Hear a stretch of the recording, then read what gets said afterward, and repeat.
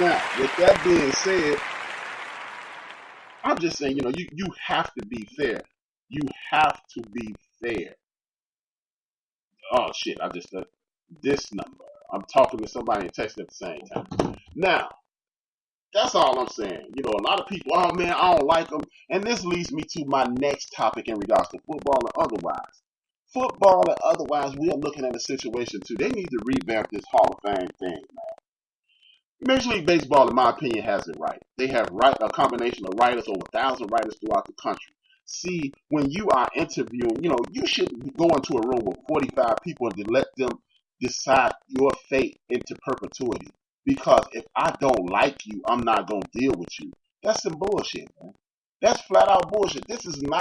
You are not trying to have a baby by Donovan McNabb, Barry Bonds, and so forth and so on. Ain't nobody trying to date these dudes. Did they do enough can you tell the story without the NFL without mentioning Donovan McNabb? And arguably the toughest division in football over the last 50 years. Dallas Cowboys always tough. The Eagles are always tough. The Redskins, the racial slurs. Washington racial slurs, they consistently were tough up within the last 12 years. But they still making the playoffs off and on. And then you got Philadelphia Eagles, Dallas Cowboys, Washington racial slurs, and the New York Football Giants. This is one of the toughest divisions in all football, and he dominated it for a period. Just look at it this way: it ain't a lot of divisions and sports that they can say everybody in our division has multiple Super Bowl appearances, and everybody in our division got at least one Super Bowl. It's not a lot of the divisions that can say that. And at one point, this dude dominated. So when you are choosing people to go to the Hall of Fame, you have to put yourself in a situation to whereas you have to be able to evaluate this objectively without bias and without that nonsense. This is why baseball has it right. You got to get 75% of the vote of nationwide voters because people in Chicago don't know if Donovan McNabb was a jerk to you in Philadelphia.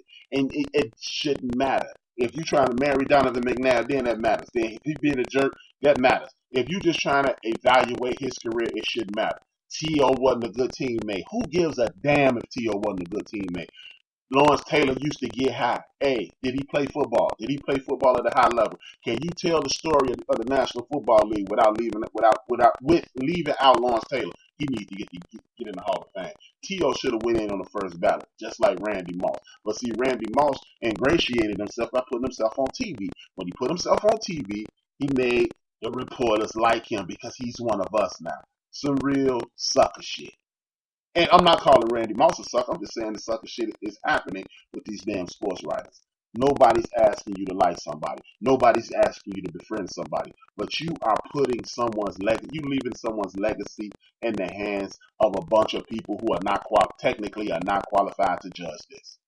There needs to be a certain juncture of former players, a certain juncture of general managers and talent evaluators, as well as the reporters, and then you can get a natural and honest evaluation of these players. A bunch of people who rode around on airplanes eating free food off per diem and kicking it all the time, getting paid to do what I'm doing right now.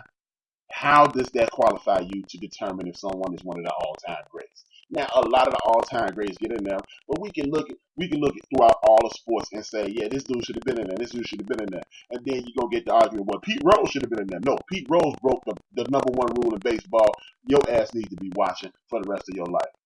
I've said for years, the NFL Hall of Fame, Hall of Fame players, coaches should be allowed to vote as well. Thank you, RC. I totally agree, man. It needs to be a 3-tier level situation, and only then will you be able to get a honest evaluation of what's going on. Otherwise, you're wasting your damn time.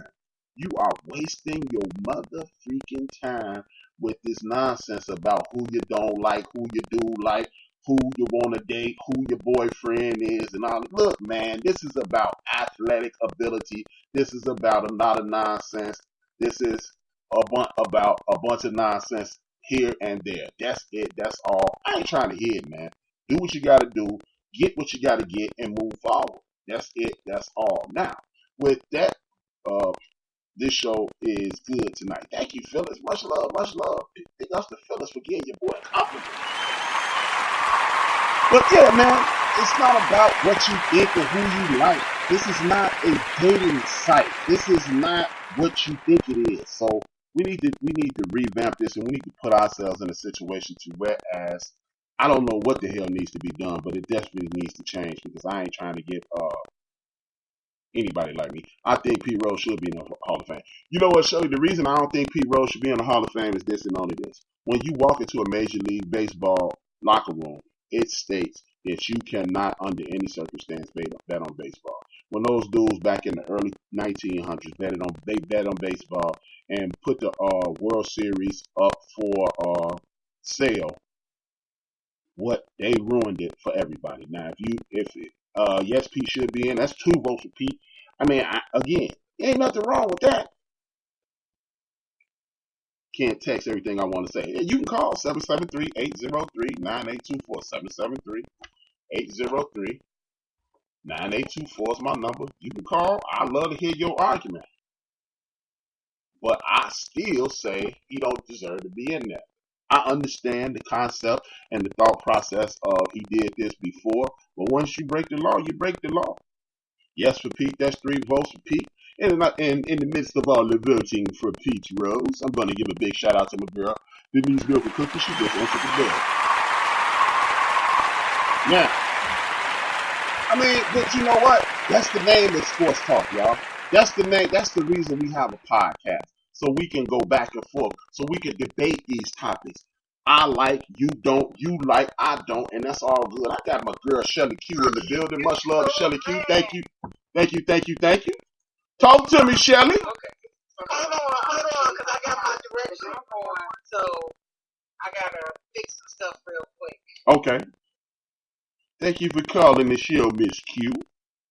Okay, now, I'm gonna make this quick because I gotta figure out where I'm going next. Okay. Okay, so you say Pete Rose shouldn't be in the Hall of Fame for what reason? Because when you walk into a major league locker room since the early 1900s, the first thing you see is a sign that says betting is not allowed. It is not tolerated under no circumstances. And when you see that sign every single time you walk into every single stadium and you say, fuck that, I'm going to do what I want to do, you said fuck it, so I'm going to say fuck it. Okay, so did you say that Lawrence Taylor should be in the Hall of Fame? Mm-hmm. Maybe it doesn't say it on every locker room in every, NFL football stadium, but I'm sure they say don't smoke drugs, right? To be perfectly okay. Hold just a second, Shelly. Just a second. Let me address that. Okay. Before Lawrence Taylor was suspended, actually Lawrence Taylor was part of the very first anti-drug program. So before Lawrence Taylor started getting high, it was other people getting high and nobody was saying anything. Okay, but it doesn't matter. It doesn't matter if all you're judging is their career. You cannot throw betting in on Pete Rose and not throw everything else in on everybody else that you want in the Hall of Fame. The reason I say that is because Pete Rose had a gambling problem, and Pete Rose could have potentially been. Pete Rose could have potentially. How many games could Lawrence Taylor say? You think the dope man would stand on the sideline saying, "Lawrence, don't get that many sacks because if you get this many sacks, we got money on the other team." Pete Rose could have. He was literally betting on games that he was a part of, and it ain't nothing saying that Pete Rose didn't get a couple of extra. Pete Rose not hitting homers because he was. We don't know because when you put up he was knocking, but his career. You can't. It doesn't. I still my argument is if you're judging people by their career, then you judge them by their career. You can't throw anything else in there. Okay, but this is part of his career. While he was active, he was betting on baseball. And Lawrence Taylor wasn't doing drugs while he was. Okay, Lawrence Taylor at home smoking the pipe, doing a few lines, has no effect on the game because while Lawrence what Lawrence Taylor was doing with his dog man. Okay. Like you said. Here's the difference. When Lawrence Taylor was getting high, he was the most dominant player in the NFL.